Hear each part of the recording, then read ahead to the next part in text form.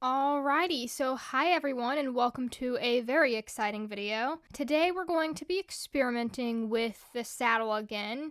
Last time I put it on Koda was around the time I uploaded that saddling video where I got the girth and was trying it on to see how he did with it, and as you guys saw in the video, he did wonderful.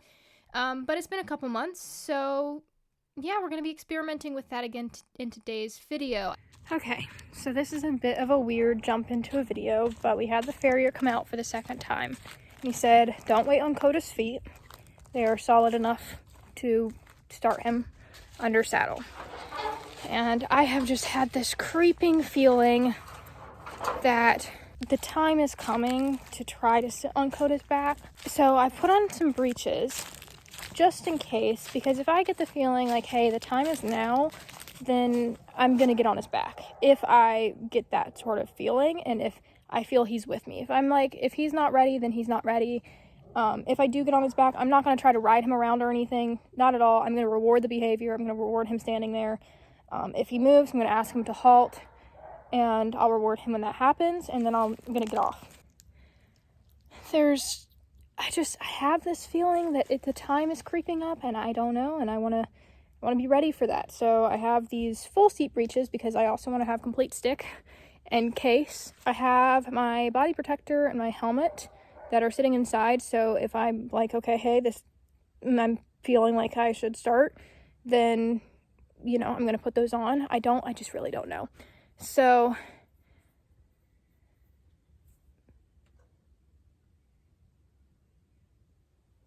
I think Koda's friend is talking to him. Oh, that's so cute. Oh, that makes my heart warm. They're checking on each other. Oh my goodness. Okay. Anyways, so yeah, we're gonna give this a go. I have to get him groomed. I got a new grooming spray, so we're gonna test that out. It had really good reviews. I'm really excited about it. And it's also supposed to be really gentle, so I'm just really ecstatic to try that out. Yeah, I'm gonna let my voiceover self give more information about kind of what's going on because I'm a bit frazzled. There's absolutely a deer running away from me. My bad. Sorry. Probably ma'am. Alright, so jumping straight into things, it's important we get my mud monster all groomed up, although today he's not so much the mud part of that name. I wanted to kind of show a little more raw footage of what it can be like working with Koda, which I think you guys get quite a bit of that. You guys have seen mostly me grooming Koda over the course of a year or however long I've been making videos.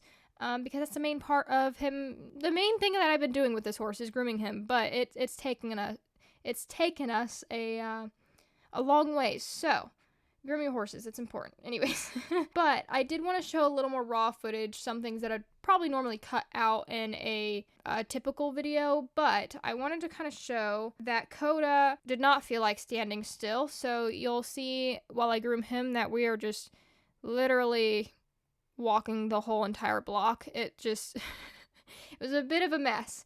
And, that's just kind of a part of things, and that's mostly my fault because I'm not totally stern about it at all times when I ask him to be still. Like, if I was in the paddock with him, I would have been a little more stern about him standing still. But because I am in the driveway with him today, and that is not a very usual spot for me to bring him, it's actually very rare that I take him into the driveway, he was really interested in exploring his surroundings. So if I was really smart, I would just drop the brush and let him see his surroundings before grooming him, but I felt like grooming him and he felt like exploring, so we were on two separate pages, and I was totally fine with it, so that's on me. I'm sure I'll get a lot of criticism for that, but whatever, it's my horse. Yeah, he was just really interested in exploring, and yeah, should I have been a little more stern and asked him to stand still? Probably so, but I would also feel like a bit of a hypocrite because I do the same thing as him. When I'm interested in something, I wander off towards it. Anyways, at some point in this footage, wherever we are in this footage, I do take a 5-second break to walk him down the driveway and back just to kind of let him see some of his surroundings. But we definitely need to take him out and about more where he's not doesn't feel so much of the need to go and wander off and can actually stand still and relax, because this is just a curious brain. And he gets quite bored very easily, and he just needs the stimulation. So Koda's not doing anything that I would consider overly naughty here, just curious and bored. He's still watching where I am, but he wants me to groom him and follow him. That's another thing I didn't mention. If I stop grooming him and if I stop giving him attention, even though he's going and exploring, he will have something to say about it. He will reach back and he will bite. Not anything hard, really not anything hard, just like a hey, pay attention to me. Like, I don't get it. It's like, I'm gonna groom you, but I also have to follow you, which is not the easiest thing to do. So, like, am I your servant or something? Like, I suppose I'm his servant. I love this horse so much. He's so weird.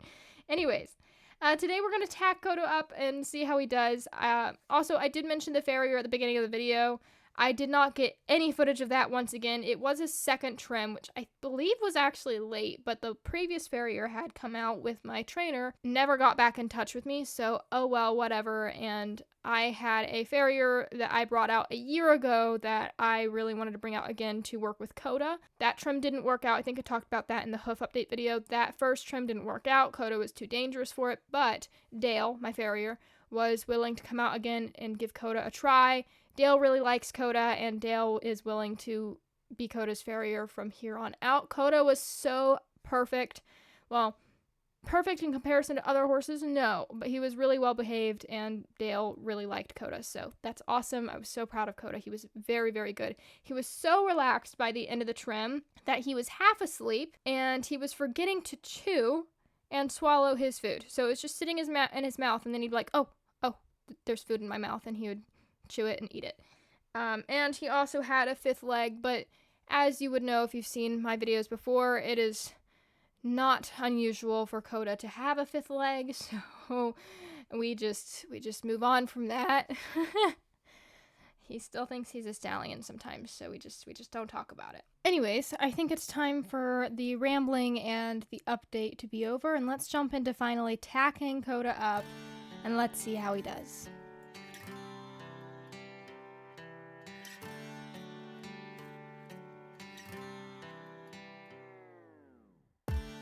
Sit straight in the saddle, hold on tight and we'll get there. Don't look back if the road behind is dark and sad. Look ahead, there's the future, looking bright, full of colors, you will see. Broken heart only seals up with a little time.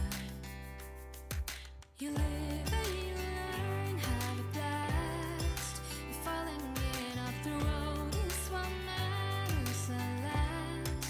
And we will get there, we will get there. It doesn't matter, we will get there. And I promise you one day you're gonna laugh again.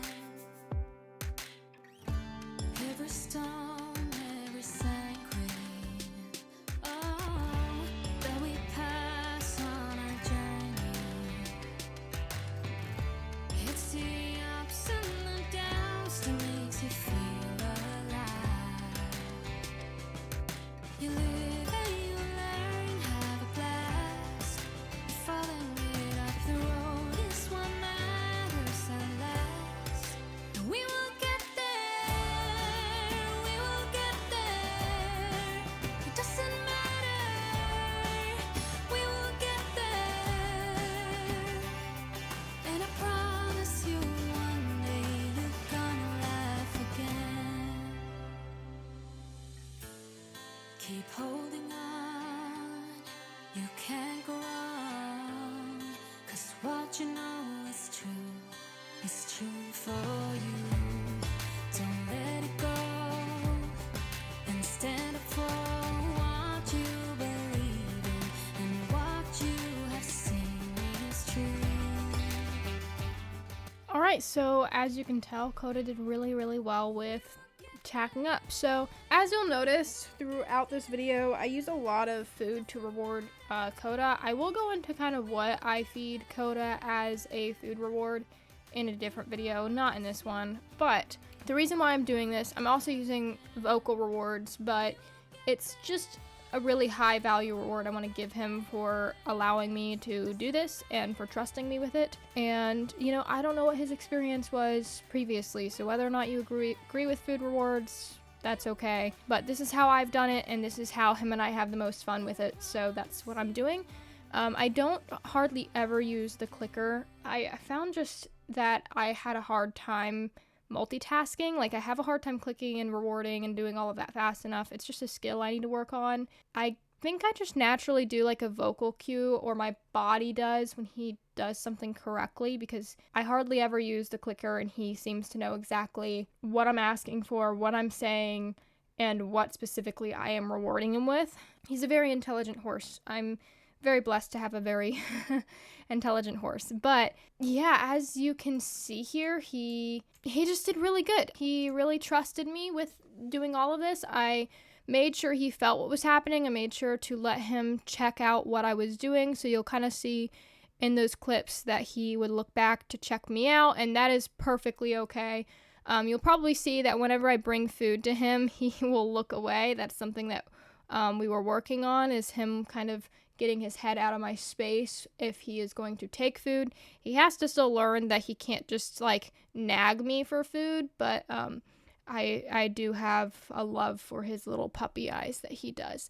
So what we're going to do here is we're going to actually go ahead and move Koda around. I want to kind of see how he feels about the saddle on his back and the stirrups dangling by his side. And I'm going to reward him every now and again for it, because this is a pretty extreme jump that we've just suddenly done. And this is a couple weeks after not really doing anything with Koda because of the weather, because of being gone, because of whatever other reason there is.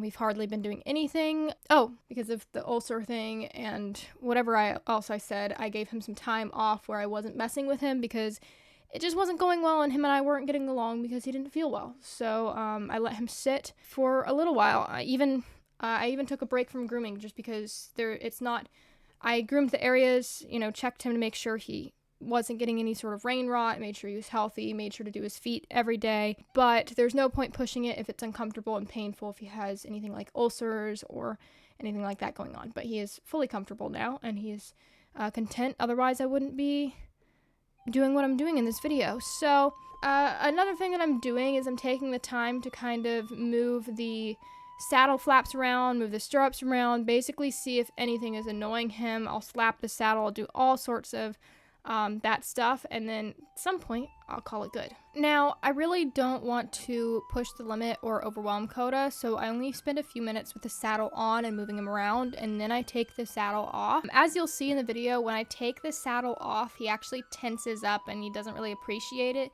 That's my fault. I should have lifted the saddle off of his back a little bit more before pulling it off, because I actually pulled his back a bit and drug it, so I could imagine that it was just a bit uncomfortable.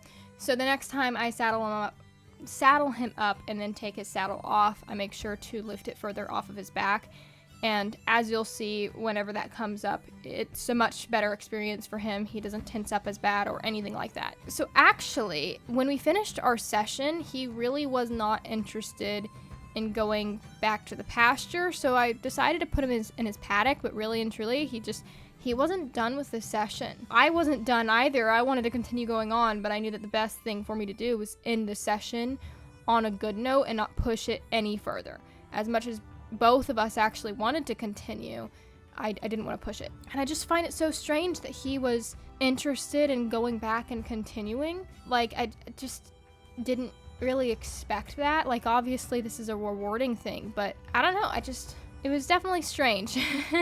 So something that I worked on a little bit in this session is not only his flexion, but also me picking up the makeshift reins and asking him to back up that way. And I did kind of a poor job at this when I look back at the footage, because his response was actually really good. It would take him a second and he would think about it, and he'd think about it and he'd be like, oh, I'm gonna try this. And I should have rewarded just with that first step or two, but I was waiting too long to reward, and then I was asking just too much. I was asking him to back up as much as he's used to backing up with my usual command for backing up, which is just a little bit too high of an expectation. So next time I go and do this, I'll definitely try to do a better job now that I know that I made that mistake. But after doing this, we wrap it up and I untack him. So you'll get to see kind of his reaction here in just a moment to me taking off the saddle. But I'm going to go ahead and wrap up this video here, just because this video is getting pretty long. I hope you guys enjoyed this video, and I hope you guys have a wonderful day and a wonderful week. Goodbye.